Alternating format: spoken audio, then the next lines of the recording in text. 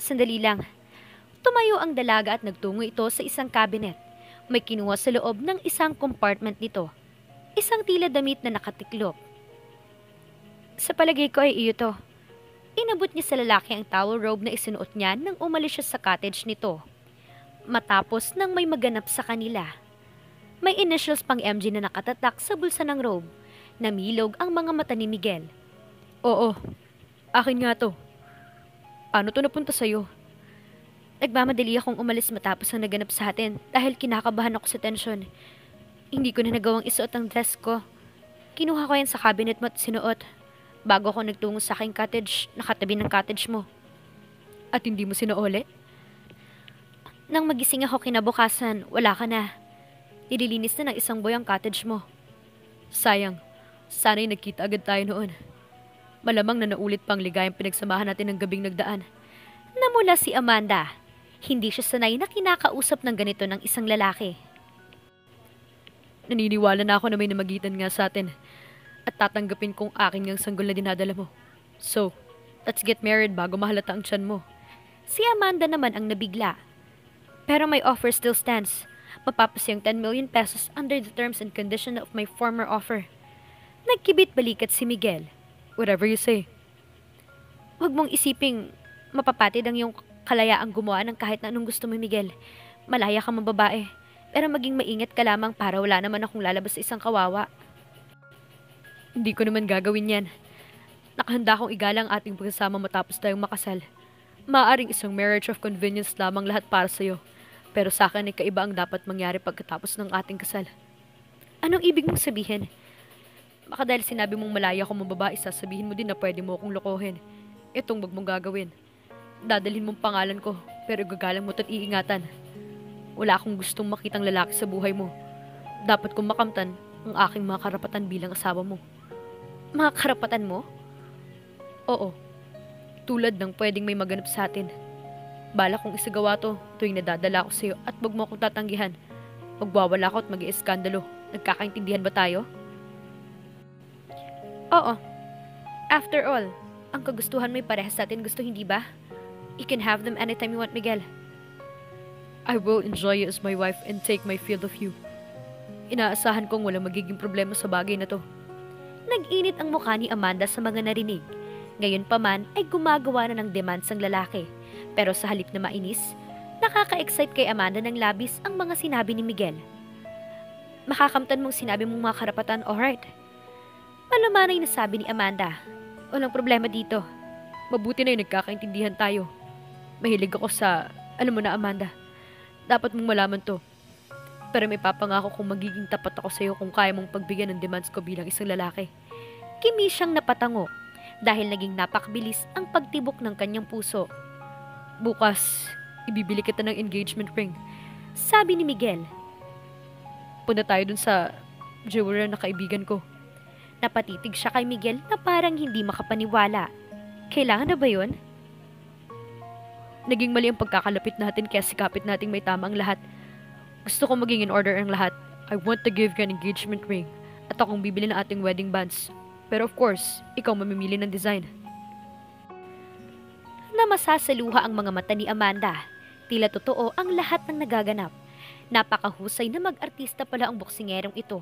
Nasabi niya sa sarili. Naisip niya na sa halagang 10 million pesos, marahil ay nakahandang sungkitin ni Miguel ang mga bituin para ikwintas sa kanya. Umuwi sa Pilipinas ang mga parents ni Amanda para saksihan ang kasal ng kaisa-isa nilang anak at tagapagmana. Maligayang maligaya ang mga ito at walang halaga sa kanila kung boksingero lamang ang napang-asawa ni Amanda. Nakita naman nila na maayos ang pagkatao ni Miguel. Maginoo, kagalang-galang at tila mahal na mahal ito ang kanilang anak. Ikaw lamang palang hinihintay ni Amanda para magpasya siya na lumagay sa tahimik iho. Anang papa ng babae. Naging magaan agad ang loob nito kay Miguel dahil mahilig sa boxing si Don Marcin Valdez. Sana'y mabigyan naman ninyo agad kami ng apo, sabi ng mama ni Amanda. Tiyak po yun, mama. Agad na sabi ni Miguel at halata ang pagmamalaki sa anyo nito. Enggrande ang kasal sa Manila Cathedral at napakaraming mga bisita na imbitado. Occupied nila ang Fiesta Pavilion ng Manila Hotel, kung saan itinanghal ang wedding reception. Masayang-masaya din ang mga magulang ni Miguel. Naging best man niya ang kapatid na si Marlon. Lumipad ang mga bagong kasal sa Milan para sa kanilang honeymoon. Isang linggo silang magliliwalaw sa Europe. Nasa itinerary nila ang Rome, Italy at Greece. Ang last stopover nila ay sa Hawaii bago bumalik sa Pilipinas. Matagal na naging paksa at usap-usapan si Miguel ng mga kaibigan niyang sina Lawrence, Raymond at Alvin. Sa tingin ko hindi na umarte lamang si Miguel. Sabi ni Lawrence, I think he has finally fallen in love with his bride. Mukha nga. Ang lagkit mga tingin niya kay Amanda eh. Sang-ayon ni Raymond. O baka naman he fell in love with the promised $10 million. Sabi ni Arvin. Tungkol dyan, sana'y wag na makalabas ito sa ating tatlo. Ayoko mapahiya si Amanda pag pinagsismisan siya. Tumango naman si Arvin. Walang maireklamo si Amanda sa husay ni Miguel pagdating sa pagpapaligaya. He made her burn with passion and desire. Sa kanilang unang gabi pagkatapos makasal, napakaraming ulit siyang nakuha ni Miguel. Habang nasa Europe sila, naging napaka-close nila sa isa't isa at naramdaman ni Amanda na she was falling in love with her husband. Gusto niyang mahalin siya ni Miguel.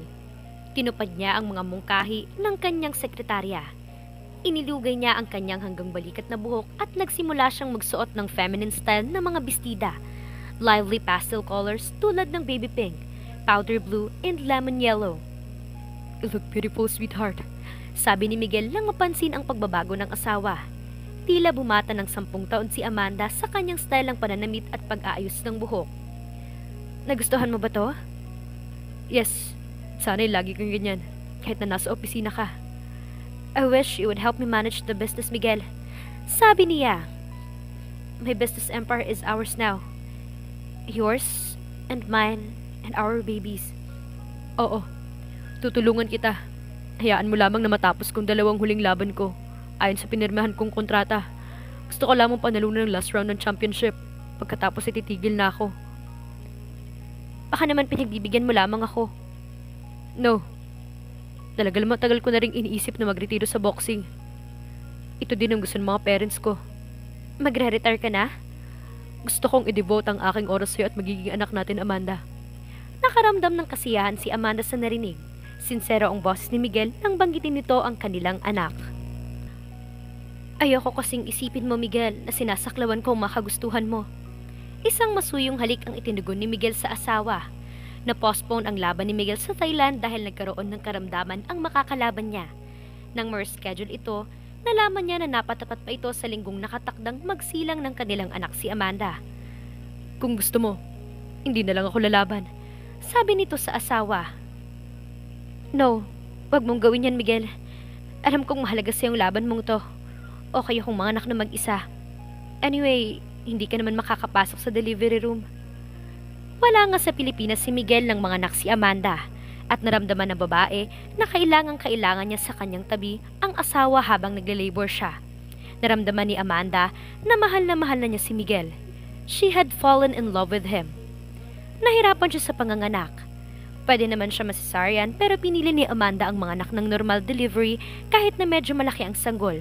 Nang magkamalay siya, naroon na siya kanyang hospital suite. Naroon ang mga parents ni Miguel at inestima siyang mabuti ng mga ito. Panalo si Miguel sa laban niya. Masayang pagbabalita sa kanya ni Marlon. Nag-text at sinabing tagumpay niya para sa iyo, Amanda, at sa inyong baby. Napaiyak siya sa naramdamang kasiyahan. Pinapasabi ni Miguel na mahal ka niya. Sabi ni Noemi. At maniwala ka sana, Amanda.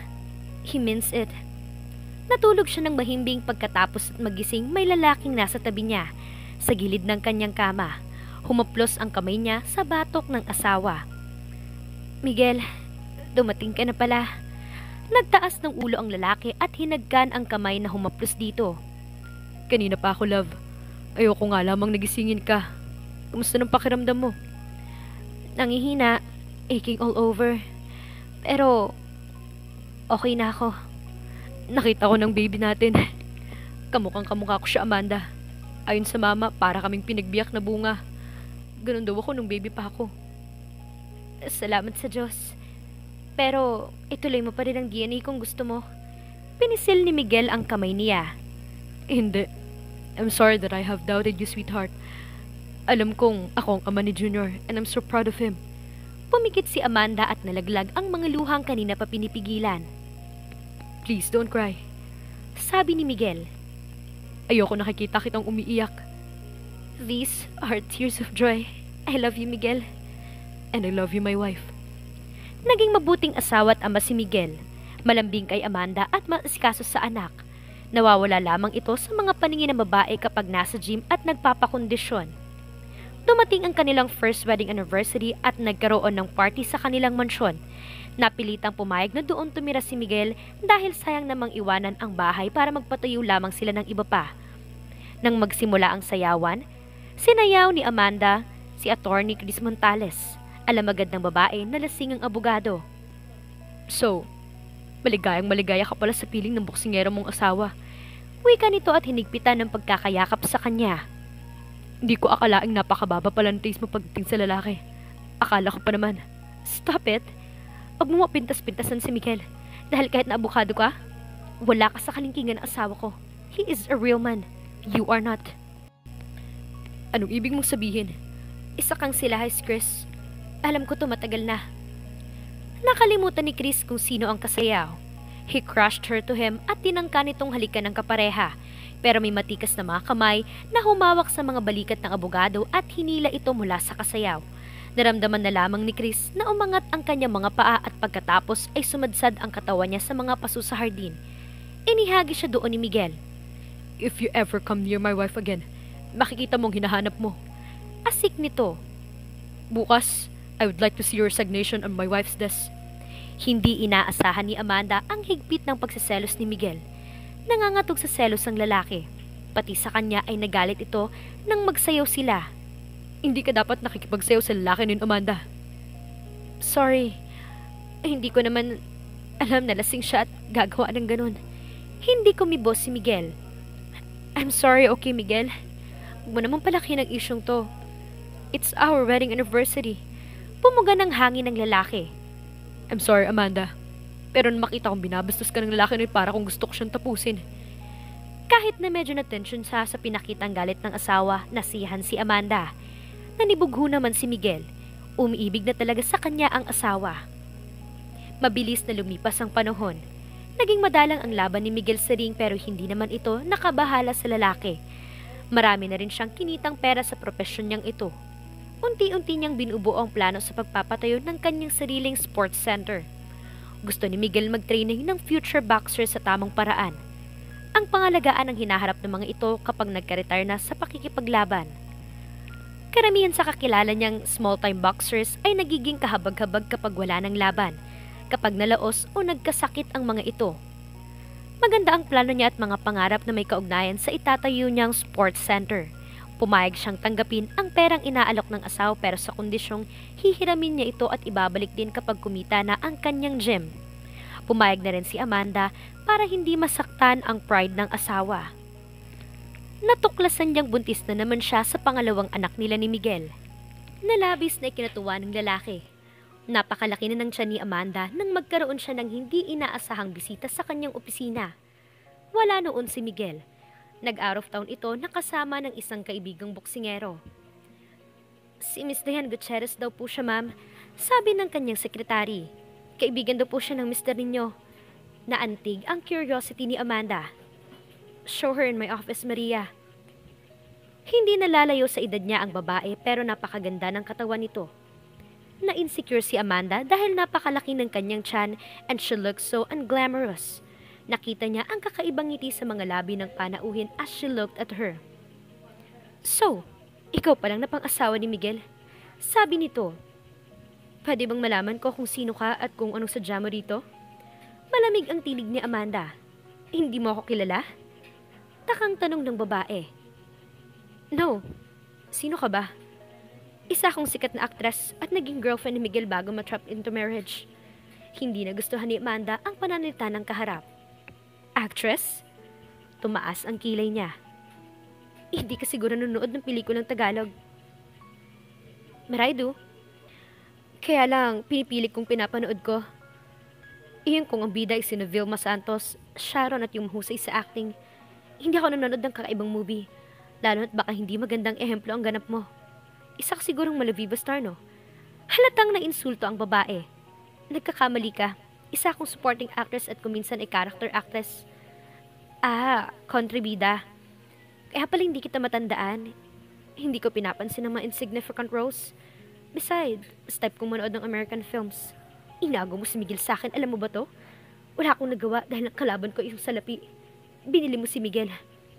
Nagkakamali ka. Wala ni isang sentimo na tinanggap si Miguel mula sa akin.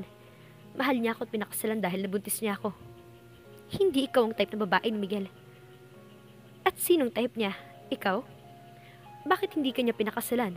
Samantalang nauna ka pala sa akin sa buhay niya. Well, inago mo nga siya. Pero balak ko siyang bawiin. Paano? Kasal kami ni Miguel at dalawa ng anak namin. Kung papansinin ka man niya at papatulan dahil pagsisiksikan mong sarili mo sa kanya, magiging babae ka lamang. Mistress. Number 2, kabit. Maanghang kang magsalita, Mrs. Gorospe.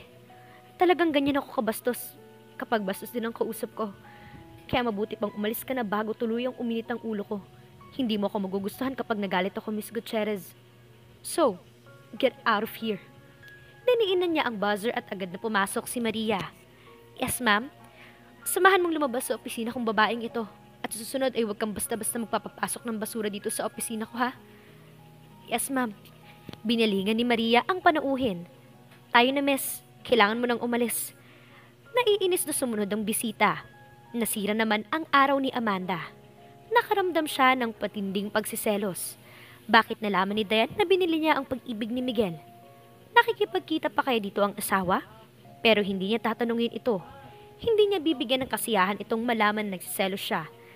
Nang palabas na sa compound ng Valdez Tower si Diane, may lumapit sa kanyang lalaki. Sino ka? Anong kailangan mo? Tanong ng babae. Ako si Attorney Chris Montales. Alam ko kung bakit mo pinuntahan si Amanda. Sa palagay ko ay magkakatulungan tayo. Pinagmasdan ni Diane ang kausap. Baka pwede natin pag-usapan to over cups of coffee. Sabi niya. Naroon ang kotse ko. Sabi ng dating abogado ng Valdez Group of Companies. Naging matamlay si Amanda mula nang magkausap sila ni Diane. Hindi mawala sa isip niya na baka nga siya pinag-uukulan ng paglalambing at atensyon ng asawa ay dahil sa 10 million pesos na ipinangako niya rito. She wished she never made that offer. Ngayon, naroon ang hindi mawala na hinalang, ito ang hinabol sa kanya ng asawa. Napansin ni Miguel ang panlalamig ni Amanda sa kanya, ang pananamlay nito at madalas na pag-iinit ng ulo. What seems to be the problem? Tanong nito. Naninibago ako sa'yo ngayon, love. Alam mo kung anong problema. Huwag ka na magkunwaring patanong-tanong pa. Pero wala akong maintindihan sa sinasabi mo. Paano tayo magkakaintindihan kung ayaw mo makipag-usap na maayos? Leave me alone. Bumalik ka na sa babae mo. Dahil kabuanan ng asawa, hindi na nakipagtalo dito si Miguel. Masama para sa malapit ng mga anak. Ang natitensyon, baka maapektuhan ang bata. Isang araw ay pumasok si Maria at may dalang manila envelope na nakasealed. Naka-address ito kay Amanda. May nakasulat sa ibabaw ng envelope na strictly confidential. To be opened only by Mrs. Amanda Gorospe. Sige, iwan mo na to dyan, Maria. Thanks. Nang makalabas ang kanyang secretary, agad na binuksan ni Amanda ang envelope. Una niyang nakita ang isang Chinese newspaper na may translation sa English, ang ilang mga balita doon at captions sa ilalim ng mga nakalathatang mga larawan. Nakita niya ang larawan ni Miguel nang manalo ito sa laban sa Thailand. Filipino champ with actress girlfriend. Miguel Gorospe and Diane Gutierrez looking so much in love. Ito ang caption sa ilalim ng larawan ni Miguel at Diane. Nakayakap sa kanyang asawa ang babae.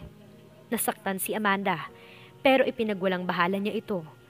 Binuksan niya ang isa pang mas maliit na silyadong sobre na may lamang tila mga larawan. Napasinghap siya sa nadamang gulat. Naroon ang mga larawan ni Miguel at Diane na may nagaganap. Gusto niyang sumigaw at magwala. Gusto niyang gupitin ng maliit ang larawang iyon. Pero sa gagawin niyang paghahain ng petition for legal separation kay Miguel, kakailanganin niyang mga ito bilang evidence sa kalokohan ng asawa. Itinago niya ito sa kanyang desk drawer at sinusian. Maya-maya, sinapo niya ang kanyang sinapupunan dahil nakaramdam siya ng matinding pananakit nito. Diniin na niya ang buzzer at rumaragasang pumasok si Maria. Nakita nito na nakayukyuk sa desk ang kanyang boss. Ma'am, anong nangyayari sa inyo? masakit ang tiyan ko. Manganganak na yata ako, Maria. Tawagin mo ang driver ko at si Henry. Dalhin ninyo ako sa ospital. Tatawagan ko po si Mr. Gorospe at... No. Seryoso na saad ni Amanda. Magkahiwalay kaya ng tuluyan ng mag-asawa? Abangan sa susunod na kabanata. Please like, share, subscribe for more updates. Maraming salamat po.